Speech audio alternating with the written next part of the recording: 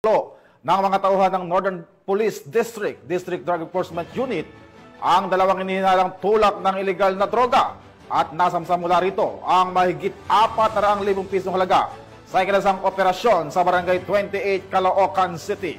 Ang balitang hatid ni Patrolwoman Glazel Ann Esperanza.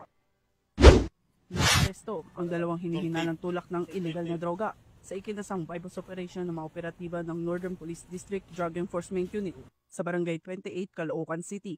Kinilala mga suspect na sina alias Tetong, 34 anyos, at alias Tonton, 41 anyos. Kapos sila itinuturing na high-value individuals. Isinagawa ng District Drug Enforcement Unit ang isang maingat na bypass operation na humantong sa pagkakadakip ng dalawang suspect. Nasamsam mula sa kanila ang 60 grams ng hinihinalang shabu na may standard drug price na 408,000 pesos.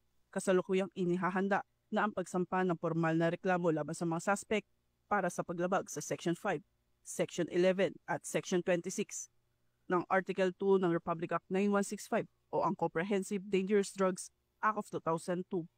Mula rito sa Northern Police District, ako po ang inyong PNN correspondent, Patrolwoman Glazel Ann Esperanza, alagad ng batas, tagataguyod ng Balitang Pulis.